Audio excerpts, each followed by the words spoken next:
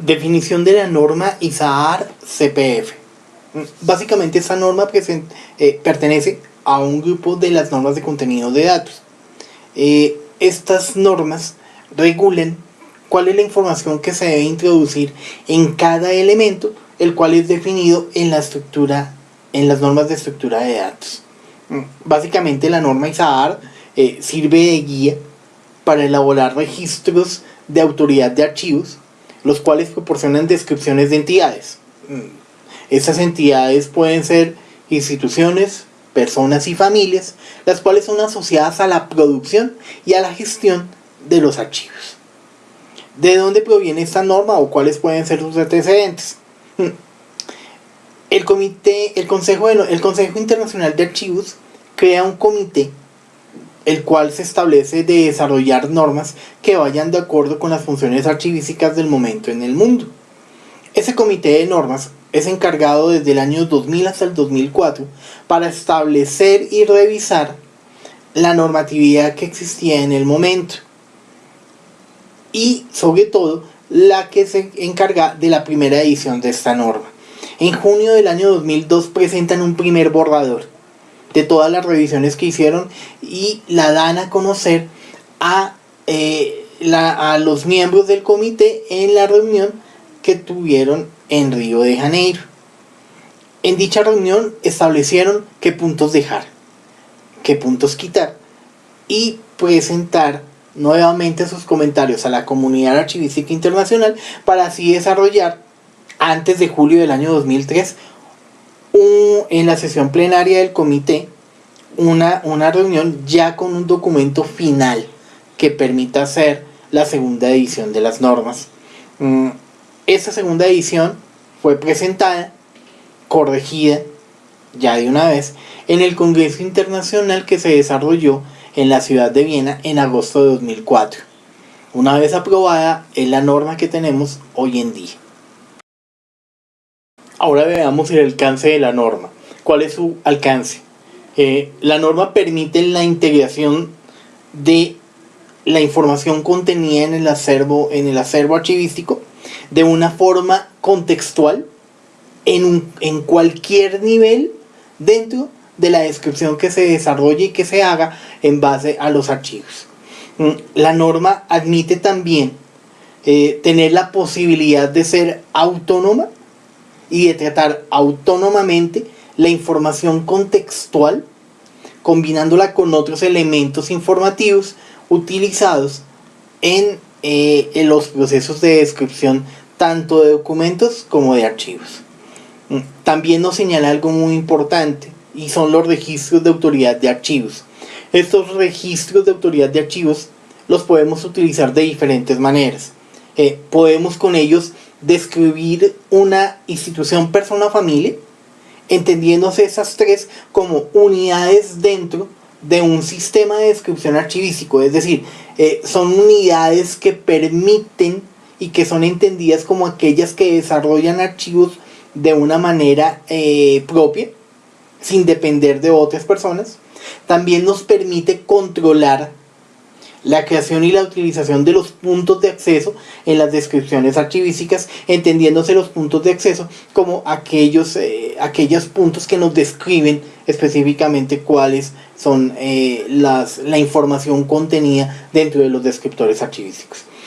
A su vez también nos permite documentar las relaciones que pueden existir tanto en las entidades productoras de los documentos, entre esas entidades en sí, y los documentos que son creados por ellas o los otros recursos que también pueden depender de esas entidades. ¿A qué me refiero?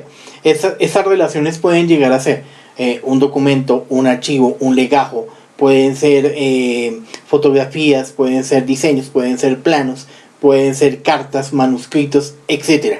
Y permite la integración, permite deducir, inferir la relación que existen entre ellas y las entidades productoras. Definición de la norma ISAAR-CPF. Básicamente esta norma pertenece a un grupo de las normas de contenido de datos.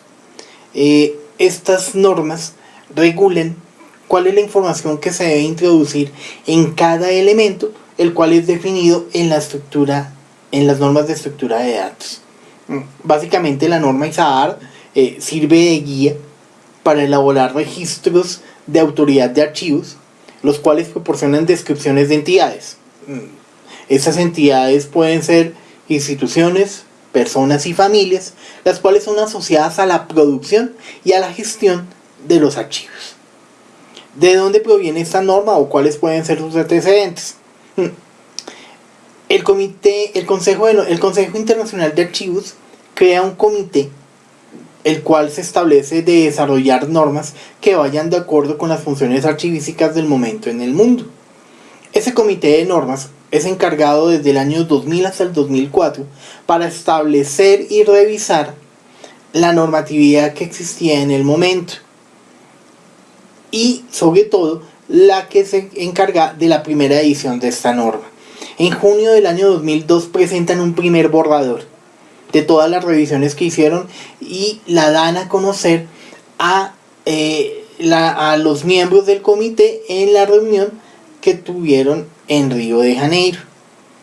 En dicha reunión establecieron qué puntos dejar, qué puntos quitar y presentar nuevamente sus comentarios a la comunidad archivística internacional para así desarrollar antes de julio del año 2003 en la sesión plenaria del comité una reunión ya con un documento final que permita hacer la segunda edición de las normas. Esta segunda edición fue presentada, corregida ya de una vez en el Congreso Internacional que se desarrolló en la ciudad de Viena en agosto de 2004. Una vez aprobada, es la norma que tenemos hoy en día. Ahora veamos el alcance de la norma. ¿Cuál es su alcance? La norma permite la integración de la información contenida en el acervo archivístico de una forma contextual en cualquier nivel dentro de la descripción que se desarrolle y que se haga en base a los archivos.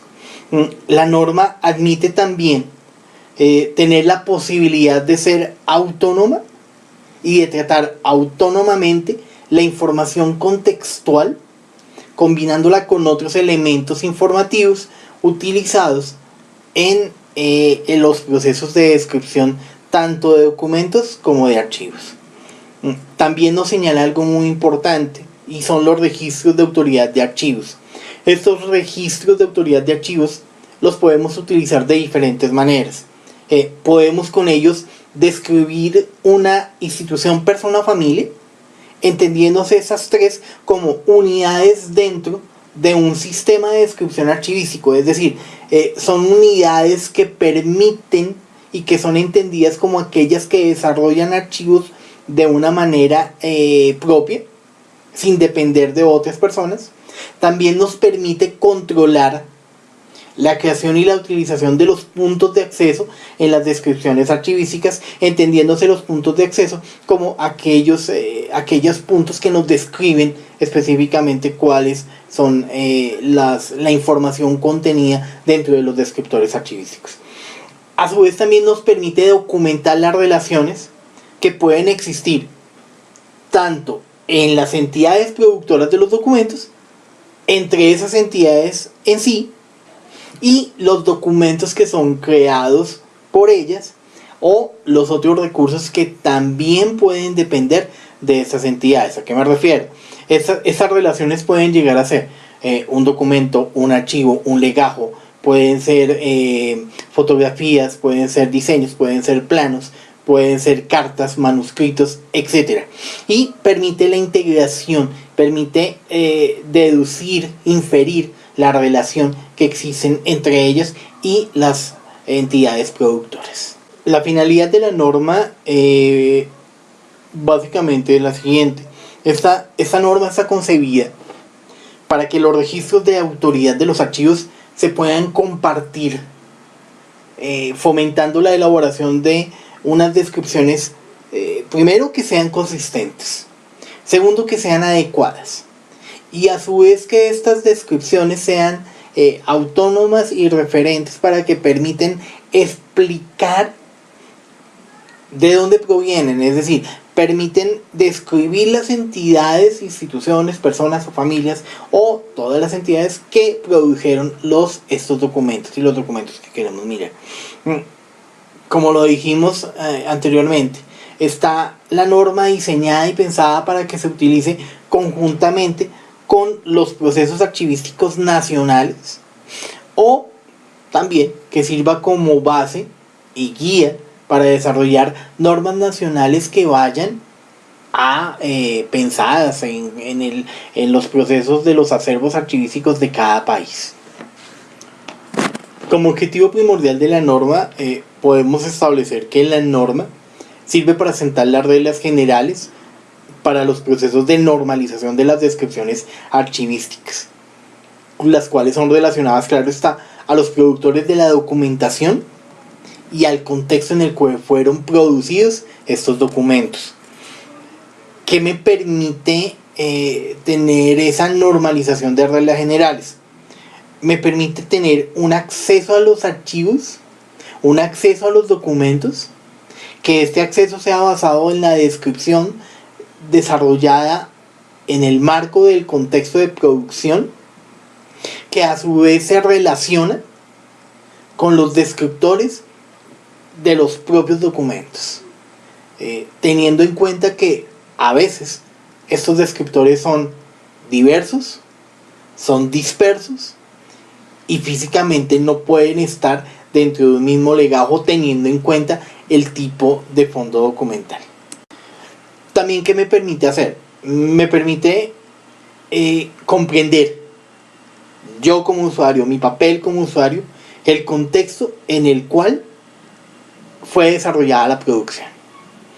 En base a eso, puedo interpretar de la mejor manera posible el significado que tiene el archivo o el documento y la trascendencia que puede presentar en el marco del proceso de mi investigación o en el marco del proceso de la historia de la entidad que la desarrolló. Asimismo, me permite identificar y por ende identificar de la mejor manera posible y precisa, sobre todo, cuáles son los productores de estos documentos. ¿Por qué? Porque gracias a la identificación de los productores de los documentos, incorpora la descripción en el marco de las relaciones entre las diferentes entidades. ¿Y qué puedo explorar en ese tipo de información? La información relativa al cambio administrativo que en el marco de su vida social tuvieron estas entidades, o el cambio en las circunstancias de los individuos o de las familias, dependiendo del acervo archivístico que esté mirando. Me permite establecer una línea de tiempo, y una línea de tiempo en la cual yo puedo observar cuáles fueron esos cambios sutiles, o si ha permanecido indemne, o qué ha pasado de generación en generación con estas entidades productoras de los documentos. Por último, también me permite hacer el intercambio y facilitar, más que hacer, facilitar el intercambio de las descripciones entre instituciones por intermedio de los sistemas de información bibliográfica o de los sistemas de los cuales se esté desarrollando el centro de documentación. Es decir, puedo compartir esas descripciones de la mejor manera posible para así globalizar esta información y que todo el mundo tenga acceso a esta información. Para revisar la estructura de la norma debemos tener en cuenta 4 situaciones importantes. Y estas situaciones importantes son la agrupación de los elementos de la información en los cuales contienen, primero, el nombre del elemento de descripción. Segundo, una definición como tal del objetivo del elemento de descripción, que nos permite a su vez una definición de la regla o las reglas que son aplicadas a cada elemento y las cuales se pueden aplicar, claro está. Y por último, en la medida de lo posible, teniendo en cuenta el documento, los ejemplos que ilustren la aplicación de reglas o de las reglas que pretenden ser aplicables a cada elemento constituido para la. Teniendo en cuenta lo anterior, podemos identificar 4 grandes áreas que podemos mirar en el marco de la descripción bajo la norma. ¿Y cómo podemos mirar? Toda la agrupación de elementos que están dentro de los registros de autoridad que fueron consagrados para la norma, los podemos agrupar en 4 grandes áreas de información. Un área de identificación. En esta área, ¿qué nos permite? Nos permite identificar de una forma fácil, sencilla y concreta la entidad que estamos describiendo, y la cual esta nos permite desarrollar un punto de acceso normalizado para la identificación de la entidad. Lo que nos lleva a un área de descripción. Dentro del área de descripción, en el marco procesal de esta área, podemos mirar que tenemos toda la información la cual es pertinente acerca de la naturaleza, del contexto y de las actividades que tienen que ver la entidad la cual estamos describiendo, que nos permite tener un área de relaciones. Teniendo en cuenta lo anterior, podemos identificar 4 áreas principales en las cuales debemos incluir dentro de la descripción en la norma. Un área de identificación, un área de descripción, un área de relaciones y un área de control, teniendo en cuenta que todo va entrelazado. Primero, el área de identificación. ¿Qué nos permite el área de identificación? Obviamente, identificar. ¿Y a quién identificamos? A la entidad a la cual estamos describiendo. ¿Qué nos permite esta identificación? Crear un punto de acceso normalizado para este tipo de información. Seguimos con un área de descripción. Y esta área de descripción lo que nos permite es consignar y proporcionar toda la información que está relacionada con la naturaleza, con las actividades y de una forma contextualizada de la entidad que estamos describiendo y que estamos dentro del proceso. Un área de relaciones. Esta área de relaciones, ¿de qué se encarga? Básicamente consigna la forma en la cual estamos relacionando la entidad con otras instituciones, personas o familias. Pero como todo debe tener un control, tenemos un área de control. Aquí básicamente identificamos el registro de autoridad e incluimos la información necesaria acerca de cómo, cuándo, por qué y cómo creamos y actualizamos el registro de autoridad de lo que estamos desarrollando. También debemos tener en cuenta que todos los elementos de la norma son útiles, pero tenemos, igual que la norma ISAC, tenemos 4 puntos esenciales. Son reglas esenciales que no podemos quitar y que son las básicas para cualquier tipo de punto de acceso y para cualquier tipo de descripción. Teniendo en cuenta lo anterior, cabe resaltar que tenemos reglas generales, las cuales deben ser esenciales y que no pueden faltar en ningún proceso de descripción. ¿Y esas reglas cuáles serían? Primero, tipo de entidad. Segundo, la forma autorizada del nombre, es decir, de la entidad a la que estamos describiendo. Las fechas de existencia de la misma y el identificador del registro de autoridad.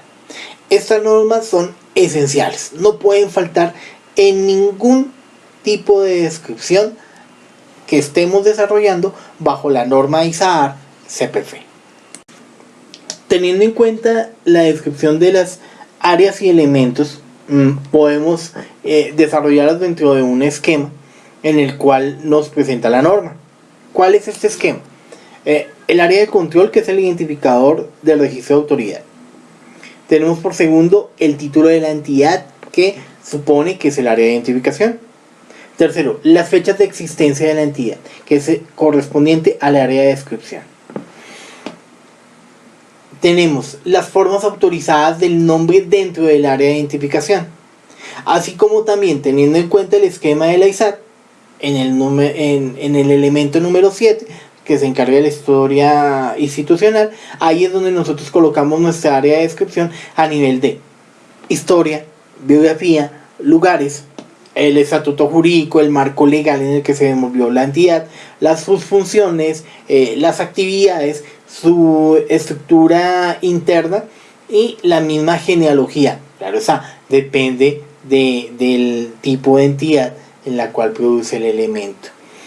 Por otra parte, podemos también mirar hacia el área 22 de la ISAT, en la cual nos habla de las unidades de descripción relacionadas, los nombres, los identificadores de las instituciones, de las personas o de las familias que desarrollaron el documento, lo cual pertenece al área de relaciones y de cómo estas son relacionadas con familias, personas y entidades, no sé, que tengan algo en común en el documento.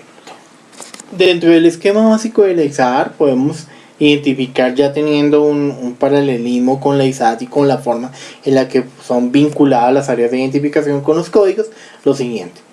Tenemos en el 5.1 el área de identificación. ¿Qué tenemos acá? En el 5.11 el tipo de entidad, seguimos con las formas autorizadas del nombre, las formas paralelas del nombre, las formas normalizadas del nombre y otras formas del nombre en el área de identificación.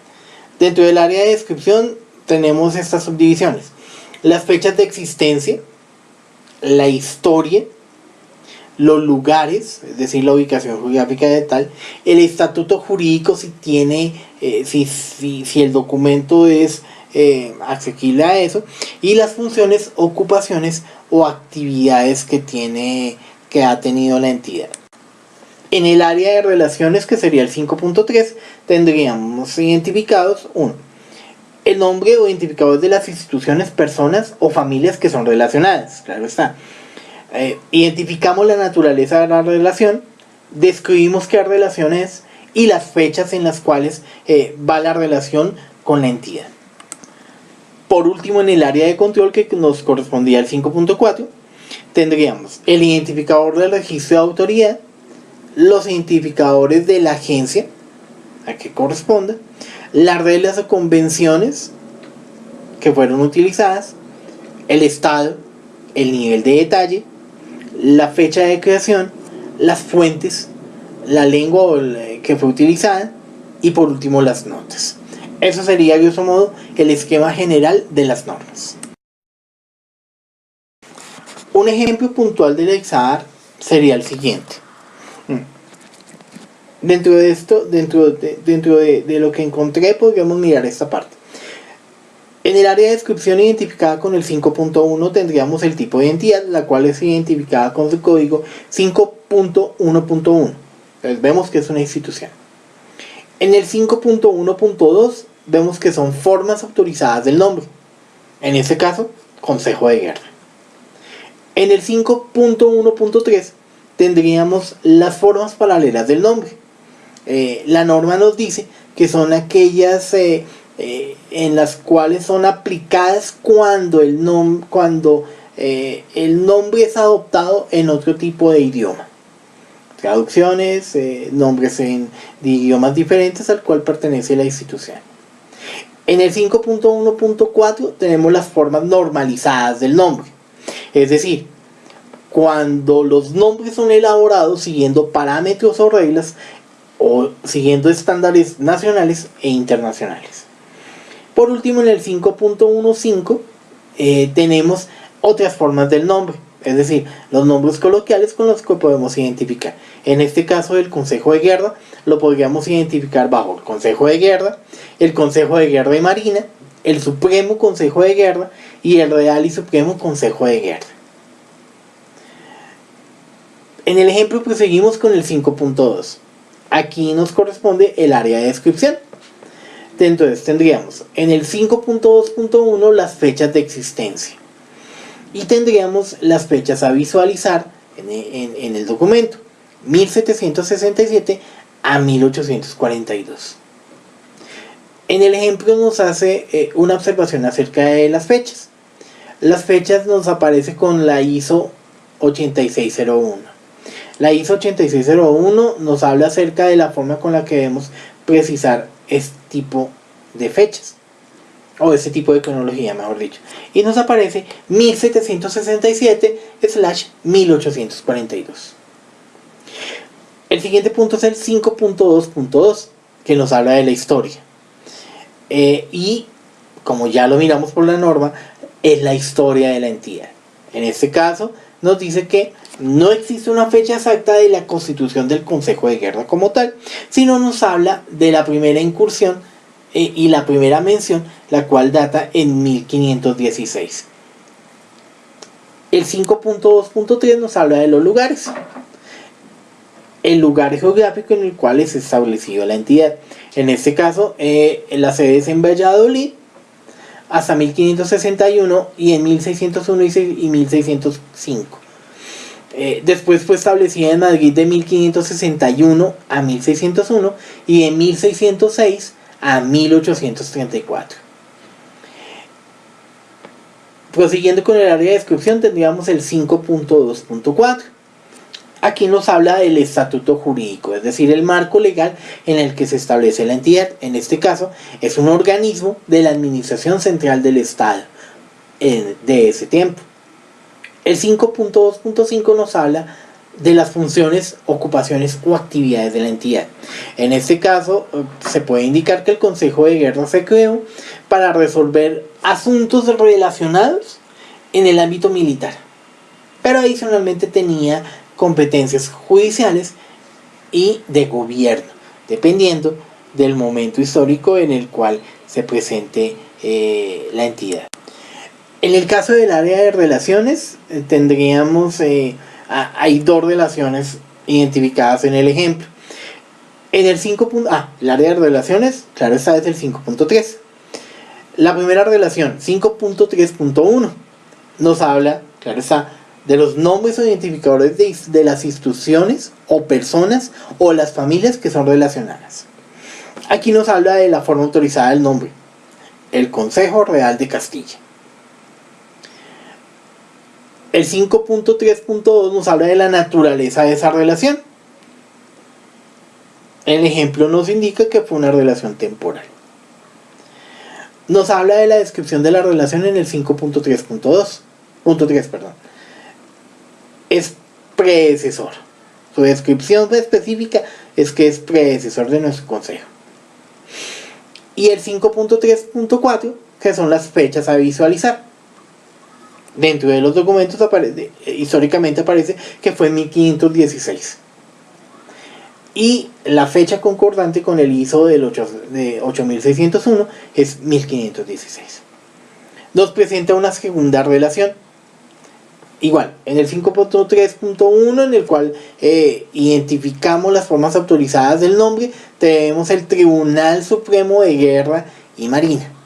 En este caso nos presenta para este ejemplo un identificador de un registro de autoridad con unos números alfanuméricos, los cuales precisan el rango de donde fue sacado el documento. Nos presenta la naturaleza de relación, claro está, identifica que es temporal. Nos aparece una descripción específica de la relación en el 5.3.3, lo cual nos dice que es sucesor. Y las fechas de relación, claro está, en el 5.3.4. Aquí nos habla que las fechas a visualizar son 1834. Por último tenemos el área de control identificada con el 5.4. Y tenemos las mismas subdivisiones. En el 5.4.1 tenemos el identificador del registro de autoridad, el cual en este caso nos presenta un número alfanumérico. En el 5.4.2 tenemos los identificadores de la agencia. ¿Qué quiere decir eso? La forma autorizada del nombre de la entidad. En este caso, el Archivo General de Simancas. El código que está dentro del archivo y que identifica la forma de descripción, que en este caso sería ES 4716 1AG de gato, S de saco. La norma de identificación, es decir, la norma ISO en la cual está definida la descripción de la información, que en este caso es la ISO 15511. En el 5.4.3, las reglas o convenciones que fueron utilizadas. Tenemos que se basaron en la ISAAR, se basaron en la norma de contenidos de datos en las reglas de catalogación de España, se basaron en las normas ISO de codificación de fechas, que ya lo mencionamos en la ISO 8601, en la codificación del país, que es también la ISO 3166, en la codificación de instituciones, la ISO 15511, y en la de referencias bibliográficas, que es la ISO 690. Dentro del área de control también tenemos el 5.4.4, que es el estado, es decir, nos indica en qué proceso va el documento, que nos aparece como finalizado. El 5.4.5, que es el nivel de detalle, es decir, tanto nos dice el estado del documento como tal, el estado de la descripción, como así hasta qué punto llegó ese estado. En este caso fue completado el registro, fue completada la descripción.